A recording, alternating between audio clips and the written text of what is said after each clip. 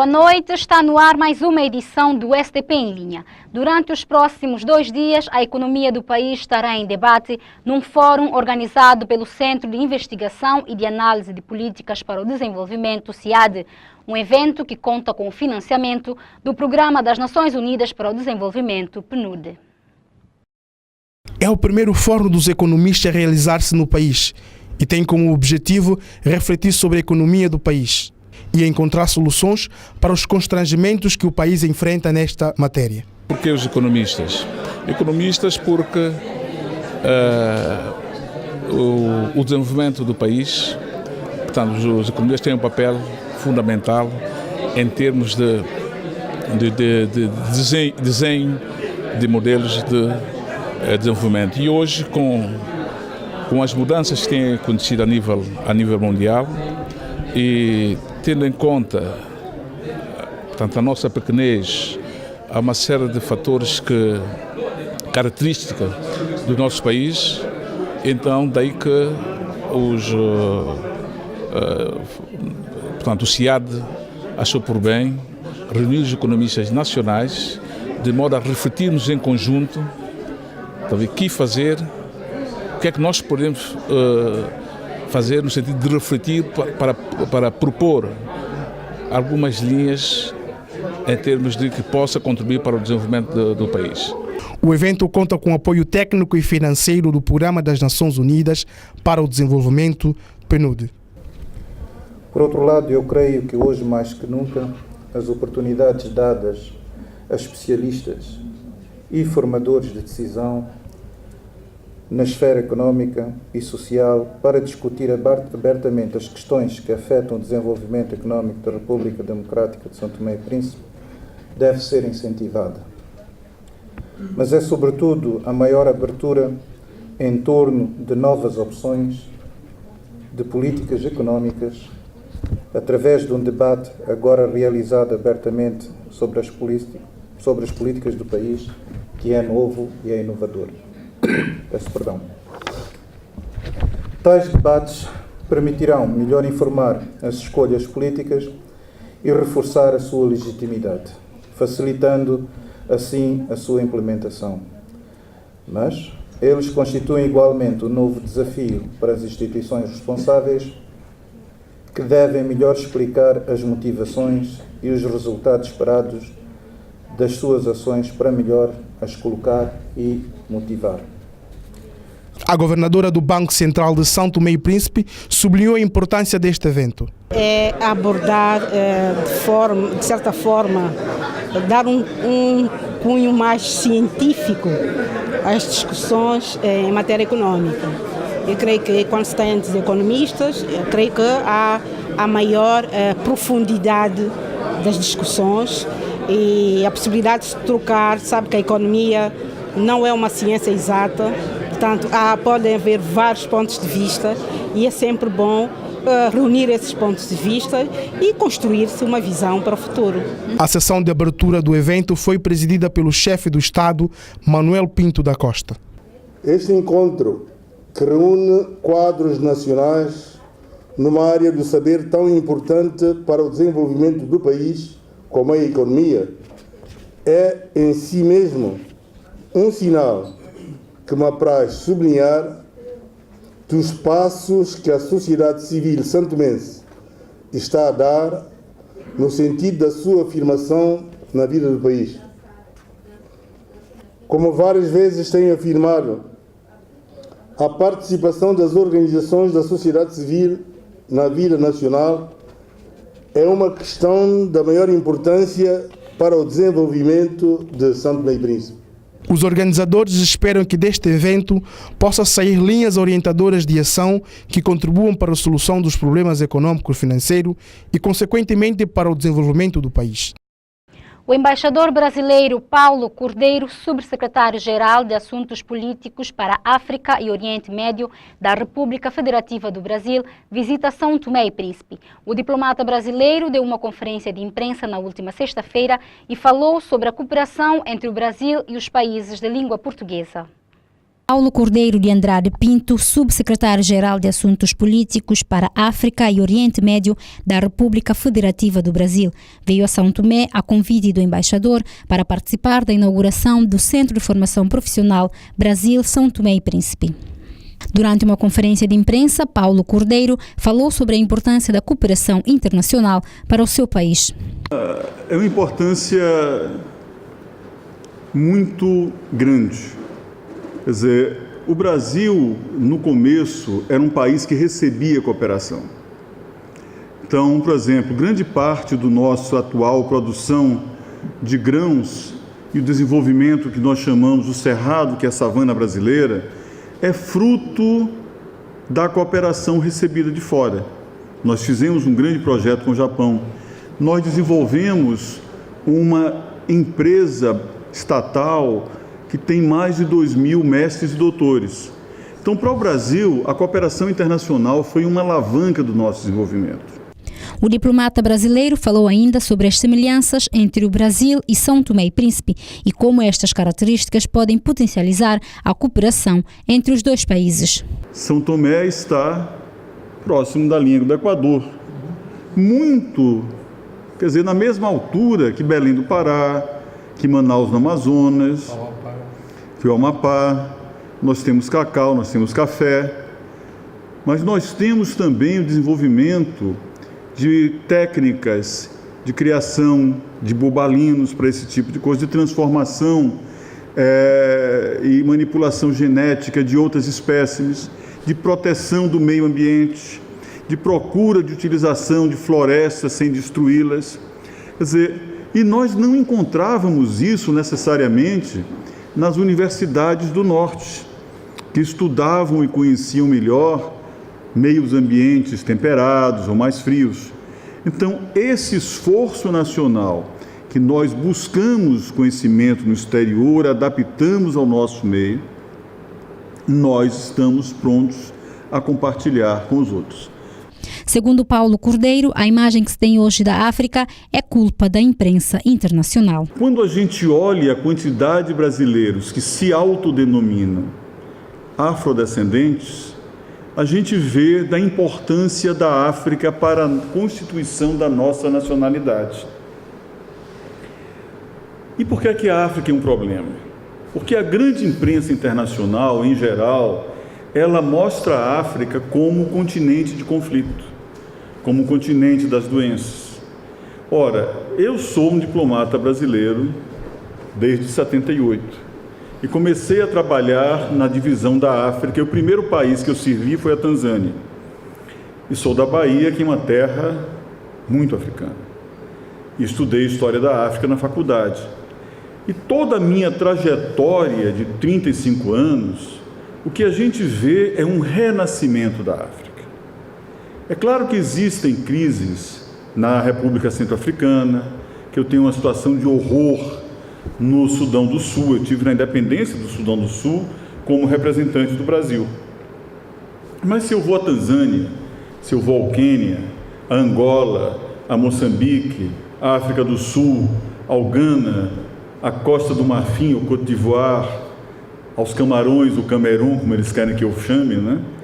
Nós vemos um enorme progresso. Esta é a segunda vez que Paulo Cordeiro pisa o solo são-tomense. A primeira foi em 1982, há 32 anos. De lá para cá, muitas mudanças ocorreram. O diplomata brasileiro considera que São Tomé e Príncipe cresceu consideravelmente a todos os níveis. Manuel Lemos, diretor-geral da Unitel STP, afirmou que estão sendo criadas as condições para que a Unitel STP esteja interligada a outras subsidiárias da Unitel Internacional por um tarifário diferenciado. Estas afirmações foram feitas durante uma entrevista no dia do lançamento técnico da empresa, que aconteceu na última sexta-feira na capital são-tomense. Estão sendo criadas as condições para que a Unitel STP, a Unitel Cabo Verde e a Unitel Angola estejam num único pacote, para que os utentes destes países estejam interligados dispondo de uma tarifa diferenciada. Um outro cliente que esteja aqui em São Tomé, conta uma chamada internacional ou uma chamada normal? Não, nesse momento nós estamos a criar as condições técnicas para que os três vamos dizer, a Unitel STP, a Unitel Cabo Verde e a Unitel Angola estejam no único pacote, certo? Mas vamos considerar como uma chamada internacional porque estamos a falar de um país para o outro, ok? Mas o pessoal, os angolanos que usam a Unitel, quando quiserem ativar o roaming, com certeza a tarifa será diferente porque estão dentro da mesma rede, quer a Unitel Angola, quer a Unitel STP, quer a Unitel Cabo Verde. Manuel Lemos disse ainda que a Unitel STP vai beneficiar de todos os serviços da Unitel Internacional. E quais serão os serviços que a Unitel vai poder oferecer aos são-tomenses? Todos os serviços que temos na Unitel Angola e na Unitel Cabo Verde. Todos os serviços. Desde o toque de espera, os ligações, os videochamadas, todos os serviços possíveis. Quais são os números que estarão disponíveis aqui em São Tomé? E no ano temos o 92. Sim. Aqui é o 90. Aqui é o 90. A nossa marca aqui é 90. O embaixador de Angola, acreditado em São Tomé e Príncipe, sublinhou que esta empresa vai reforçar mais os laços de amizade, sobretudo no âmbito empresarial entre os dois países. Eu penso que estes investimentos justificam, não é, as relações existentes entre os nossos dois estados, entre os nossos dois povos. E eu acredito que se vem reforçar ainda mais essas relações no domínio econômico, empresarial. A Unitel é uma grande empresa de telecomunicações. Quais serão outras áreas que a Unitel ainda poderá investir em São Tomé? A Unitel, bom, eu não sei, eu não posso responder pela Unitel, mas acredito que a Unitel fará ponte para o empresariado, atendendo que as telecomunicações ocupam hoje um espaço extremamente importante nos negócios, não é? E isso também vai unir mais também, não só os Estados, mas como também os povos são-tomenses, os povos são-tomenses e os povos angolanos. Com certeza, eu acho que a Unitel vai de certa forma aproximar ainda mais os povos angolano e são-tomense. São Tomé e Príncipe conta a partir de agora com mais uma empresa de telecomunicações que começará a operar brevemente no país. São Tomé e Príncipe e Angola rubricaram um acordo para a concessão de uma linha de crédito avaliado em 130 milhões de dólares. O primeiro-ministro Gabriel Costa, no lançamento da Unitel STP, interpelado pelos jornalistas, falou sobre esta linha de crédito. Muito recentemente, Angola e São Tomé rubricaram um acordo de financiamento para a criação de uma linha de crédito avaliada em 130 milhões de dólares. Esse financiamento já está operacional? Parte desse financiamento já está operacional. Nós estamos a trabalhar de uma forma bastante célere, né?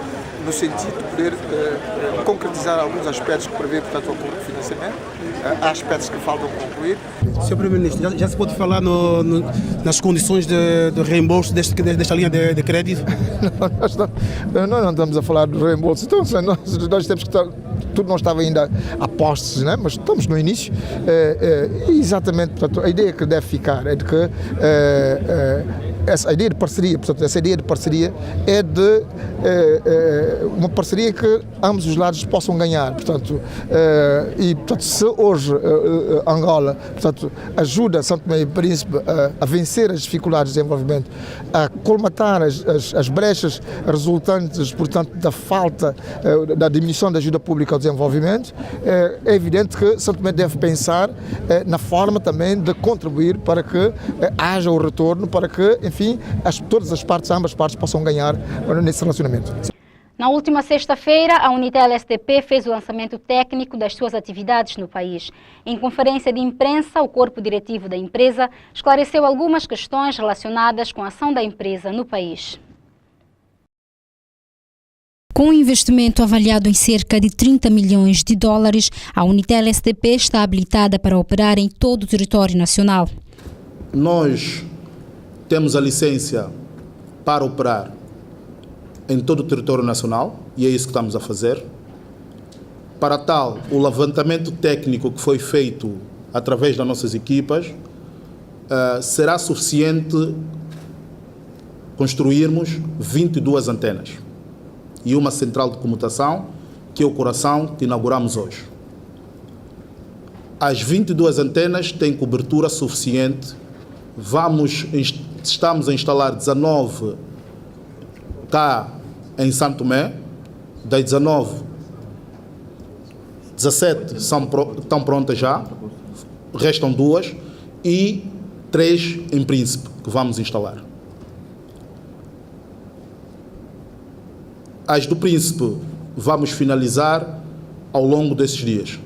No âmbito social, a empresa pretende atuar nas seguintes áreas. Relativamente às ações sociais, como vocês sabem, a Unitel tem uma tradição de apoio à cultura, ao desporto e à juventude. E nós vamos continuar a caminhar nesta direção. A Unitel é uma empresa jovem, feita por quadros jovens, e vamos trabalhar nesse sentido. Indagados sobre o processo de recrutamento de pessoal para trabalhar na Unitel, a empresa afirmou ter sido um processo transparente, não obstante não ter divulgado nos meios de comunicação nacionais a abertura do processo seletivo. A Unitel STP é uma empresa de capital privado, portanto não é um concurso público de recrutamento, portanto não estamos obrigados a isso. Casos de transparência ou de falta de transparência, sinceramente foi a primeira vez, eu também fiquei um bocado surpreendido pela sua questão. Até porque, e eu estou cá em São Tomé já desde dezembro, já vim cá 12 vezes, tenho estado praticamente aqui o tempo inteiro, e eu hoje estou aqui de fato e gravado, mas costumo andar de calções e t-shirt aí pela rua a falar com as pessoas e sinto que a imagem que a Unitel tem transmitido desde o início é uma imagem de proximidade com toda a gente. A testemunha disso é que nós temos pilhas e pilhas de currículos ainda por analisar, porque infelizmente não temos a capacidade em tempo útil de analisar todos, e tem-nos chegado e sentimos isso diariamente na pele, uma vontade enorme de participar no projeto Unitel São Tomé e Príncipe. Haverá, como é óbvio, alturas em que nós não conseguimos dar resposta a toda a gente. Nós temos, como é óbvio, uma estratégia de recrutamento bastante limitada, é normal, a empresa está a ser criada agora, não queremos construir a nossa casa toda ao mesmo tempo, nem tão pouco começar pelo telhado, e as coisas são assim mesmo que se fazem. Portanto, precisamos, e já o fizemos, recrutarmos as pessoas de funções chaves, as pessoas para as nossas lojas, se bem que o processo ainda está em curso para algumas dessas áreas, e muito sinceramente não me parece que tenha sido um processo pouco transparente, mas enfim, cá estaremos também para responder se houver alguma questão em relação a isso. Sem avançar detalhes sobre os serviços que irá disponibilizar aos clientes, a Unitel STP prometeu inovar e surpreender os são-tomenses com serviços e produtos diferenciados. Recorde-se que a Unitel teve alguns contratempos, como o embargo da obra do edifício da sua sede. Enquanto não resolve o problema, a empresa terá uma sede provisória localizada no edifício Equador. Se tudo correr como previsto, dentro de sensivelmente 30 dias, a Unitel STP fará o seu lançamento comercial e estará a operar efetivamente no mercado das telecomunicações em São Tomé e Príncipe. Veja na segunda parte do STP em linha mais informações sobre o processo de terceirização dos serviços da Direção dos Transportes, logo após este breve intervalo. Espero por si. Com o Netphone 3G da CST, tem o mundo na ponta dos seus dedos. Envie e-mails, atualize o seu perfil Facebook, compre ou venda online, partilhe fotos, música, vídeos, pesquise, informe-se. Navegue na internet com o seu telemóvel 3G com 50% de desconto nos pacotes Netphone diário, semanal, mensal e mensal mais. Ligue agora para o 19300 ou visite uma loja CST. CST, sempre juntos.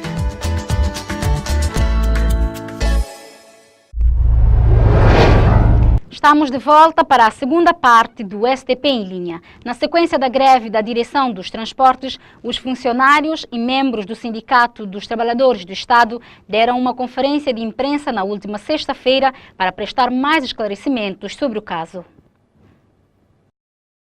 Tratando-se de uma conferência de imprensa para esclarecer sobre os motivos desta reivindicação, Aurélio Silva, secretário-geral do Sindicato dos Trabalhadores do Estado, começou por lamentar a ausência dos outros órgãos de comunicação social. Nós convocamos todas as comunicações sociais que existem neste país, nomeadamente a TVS, a RTP África, a RDP África, a Rádio Nacional, Rádio Viva, Rádio Jubilar, enfim, todas as comunicações sociais que existem neste país e Andim, portanto, somente esta comunicação social é que predispôs a fazer a cobertura da nossa conferência de imprensa. Como vocês sabem, para isso, está muito claro, não é novidade para ninguém, que o poder não quer que nós falemos. Portanto, as verdades têm que ser escondidas para que as mentiras deles sejam, portanto, penduradas, portanto, profiliciadas a nível do nosso país. Aurélio Silva saiu na defesa dos funcionários da Direção dos Transportes no que diz respeito às acusações de falsificação das cartas de condução. Acusar o observador, difamar até os trabalhadores da Direção de Transporte Terrestre, que nada fazem, enfim, incorrendo os injúrias, incorrendo uma série de difamações que não merecidas por esse trabalhador, porquanto eles trabalham numa situação precária, têm um precário salário e, obviamente, têm servido a nação ao longo desses anos. Portanto, se ao longo desses anos foram servindo a nação, nunca se verificou, por um ou outro caso, algumas situações, como disse o jornal Telenor, que o ministro descobriu uma rede de tráfico de cartas falsas, isso é uma acusação absurda, mentirosa, caluniosa, sem expressão nenhuma, com o único propósito de defender aquilo que está neste dossiê pelo qual passamos a apresentar.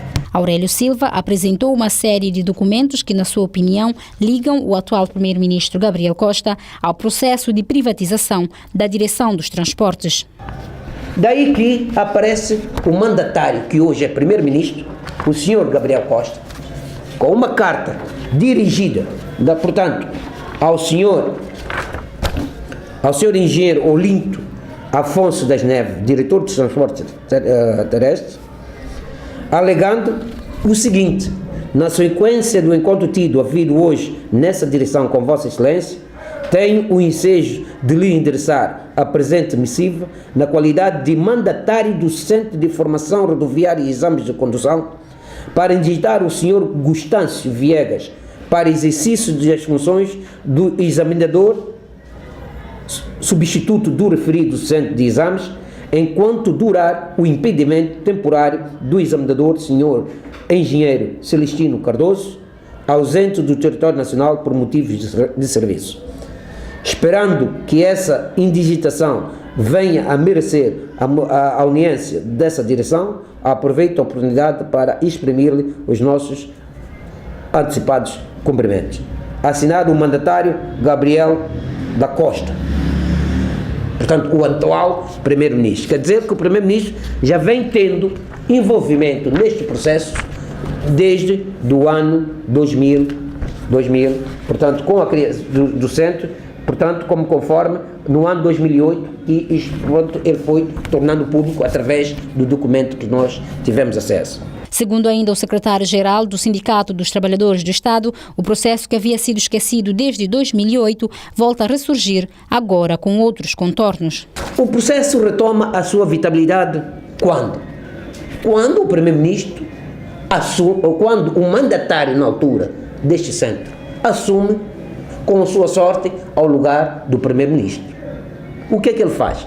Em primeiro lugar, retoma, portanto, com outros contornos,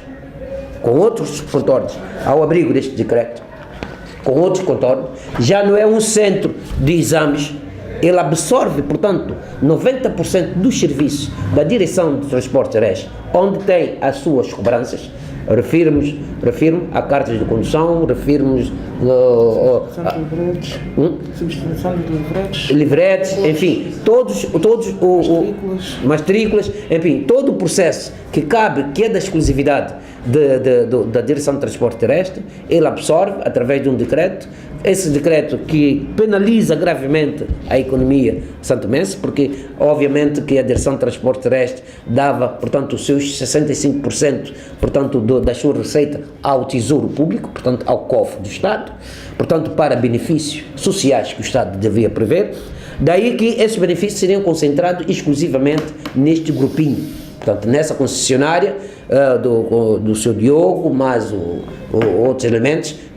Portanto, essa parte estrangeira conhecemos, outros elementos nós não conhecemos, portanto, ia conceber tudo a concessionária, tirando oportunidades Portanto, isto é, 95% das receitas destes centros estariam, portanto, dirigidas ao cofre de privados. Aurélio Silva listou um conjunto de motivos que justificam a decisão dos funcionários de entrarem em greve, dentre os quais a falta de transparência e legalidade na condução do processo de privatização da direção dos transportes, o desemprego dos quadros da direção e muitos outros que fundamentam a decisão dos mesmos em prosseguir com a greve que já dura uma semana. O secretário executivo do Sindicato dos Trabalhadores da Direção dos Transportes aproveitou para esclarecer os motivos que levaram os funcionários a entrarem em greve. Tinha passado uma das comunicações internacionais de que os trabalhadores da Direção de Transporte estariam em greve por causa do afastamento do então diretor. Queremos dizer que isso não corresponde à verdade.